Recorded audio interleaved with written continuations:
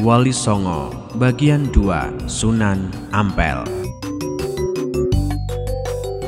Kisaran abad ke-15 Masehi, perkembangan agama Islam di Jawa maupun Nusantara mengalami kemajuan yang signifikan. Sunan Ampel memainkan peranan penting dalam proses Islamisasi Jawa pada khususnya dan Nusantara pada umumnya.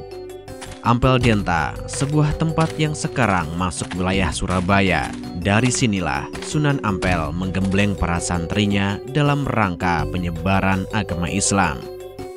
Beberapa wali yang pernah mengenyam pendidikan di Ampel Denta adalah Sunan Giri, Sunan Bonang, dan Sunan Derajat.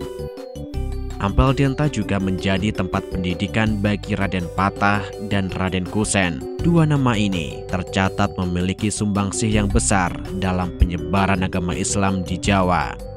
Sunan Ampel memiliki nama asli Ali Rahmatullah. Dalam tradisi Jawa, Sunan Ampel juga dikenal sebagai Raden Rahmat. Beliau adalah putra dari Syekh Ibrahim dari kota Samarkand, Uzbekistan. Karena itulah ayah dari Raden Rahmat dikenal dengan nama Syekh Ibrahim As-Samarkandi. Syekh Ibrahim merupakan tokoh penyebar agama Islam di negeri Champa. Sekarang, negeri Champa berada di kawasan Kamboja.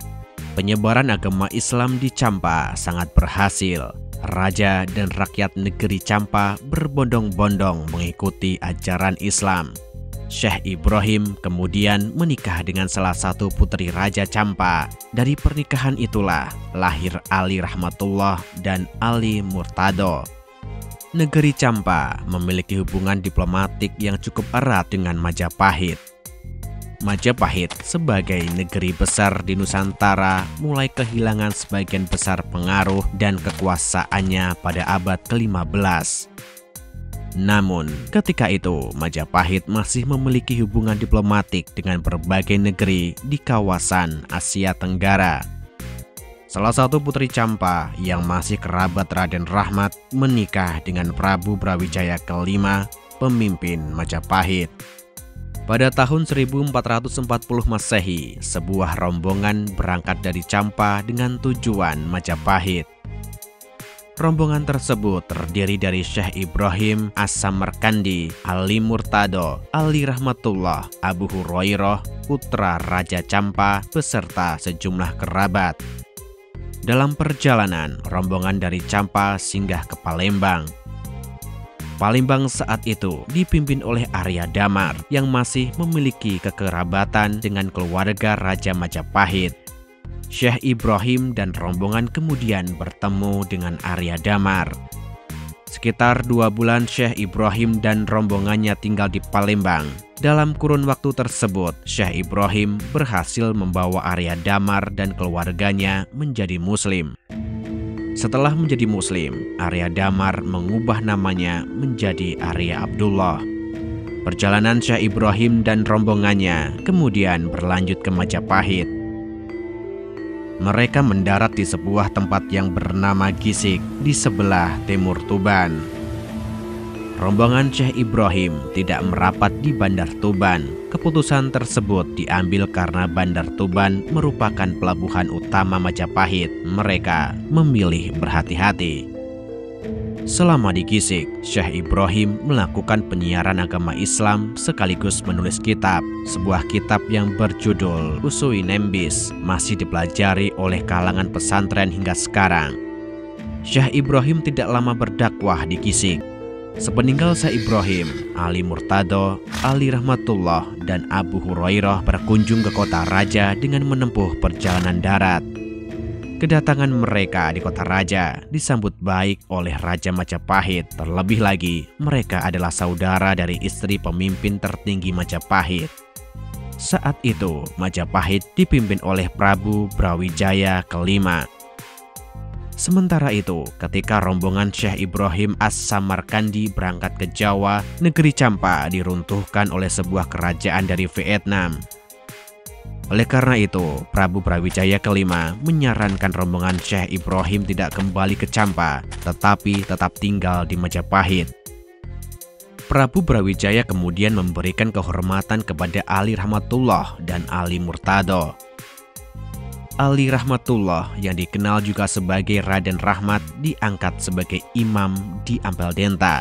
Posisi inilah yang membuat beliau lebih dikenal sebagai Sunan Ampel.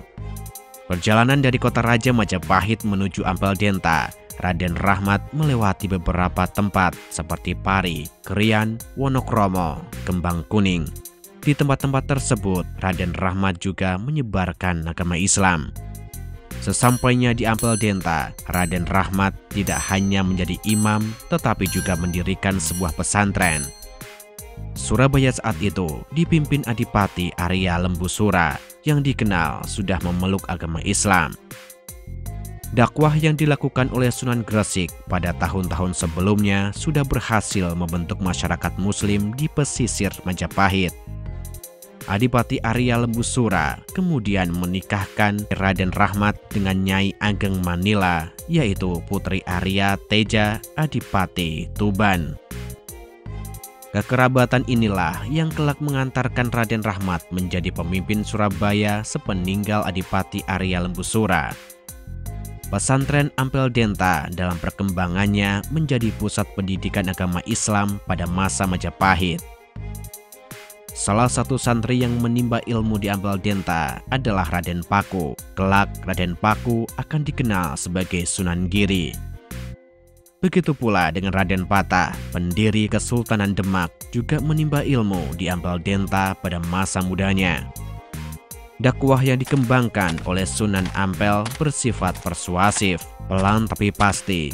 Ajaran yang disampaikan oleh Sunan Ampel diterima oleh masyarakat di pesisir Majapahit. Sunan Ampel mengajar dengan bahasa yang mudah dimengerti oleh masyarakat setempat. Salah satu ajaran beliau yang sangat terkenal adalah Moh Limo, atau tidak mau melakukan 5 hal yang dilarang agama. Moh Limo terdiri dari tidak mau berjudi, tidak mau mabuk, tidak mau madat, tidak mau mencuri, dan tidak mau berzina. Dakwah Sunan Ampel tidak selalu diterima dengan baik. Suatu ketika, Sunan Ampel mengutus 2 santrinya, Khalifah Usen dan Syekh Ishak ke Madura. Lembu Peteng, pemimpin Madura, mengusir dengan kasar 2 utusan Sunan Ampel. Bukan hanya mengusir utusan Sunan Ampel, Lembu Peteng juga datang ke Ampel Denta dan menyusup di antara para santri. Malam harinya menjelang sholat Isya, Lembu Peteng bersembunyi di tempat wudhu dengan keris terhunus. Ketika Sunan Ampel datang hendak berwudhu, Lembu Peteng segera menghujamkan kerisnya ke arah Sunan Ampel. Namun, usaha Lembu Peteng ternyata sia-sia. Situasi tersebut tidak membuat Sunan Ampel naik darah. Beliau justru memaafkan Lembu Peteng. Bahkan, Lembu Peteng akhirnya insyaf dan menerima ajaran yang disampaikan Sunan Ampel. Ketika Majapahit semakin renta, Sunan Ampel merupakan salah satu ulama yang memperakasai berdirinya Kesultanan Demak. Raden Patah, pemimpin pertama Demak, merupakan santri sekaligus menantu Sunan Ampel. Demak tercatat sebagai suksesor Majapahit yang Hindu. Berdirinya Kesultanan Demak diikuti dengan pembangunan Masjid Agung Demak. Masjid yang masih kokoh berdiri hingga sekarang ini memiliki 4 tiang pancang. Masing-masing tiang pancang dibuat oleh 4 anggota Wali Songo. Tiang di sebelah tenggara dibuat oleh Sunan Ampel, di sebelah barat laut dibuat oleh Sunan Bonang, di sebelah timur laut dibuat oleh Sunan Kalijaga, dan di barat daya dibuat oleh Sunan Gunung Jati. 4 pilar ini melambangkan 4 pilar dalam Islam, yaitu Al-Quran, hadis Nabi, ijma ulama, dan qiyas. Sunan Ampel dalam perjuangan dakwahnya telah menghasilkan perubahan penting dalam sosiokultural masyarakat Nusantara. Struktur sosial masyarakat bergerak semakin setara seiring menguatnya peranan agama Islam. Setelah berdakwah sekian puluh tahun lamanya, Sunan Ampel tutup usia. Data-data sejarah menyebutkan tahun yang berbeda mengenai wafatnya Sunan Ampel. dalam Babat ing Gresik yang dikutip oleh Agus Sunyoto melalui Atlas Wali Songo, Sunan Ampel wafat pada tahun 1401 Saka atau tahun 1479 dalam Masehi.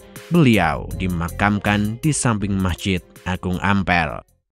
Jika Anda suka video kami, jangan lupa untuk subscribe, like, dan memberi komentar. Nyalakan loncengnya agar mendapatkan notifikasi dari video terbaru kami. Terima kasih.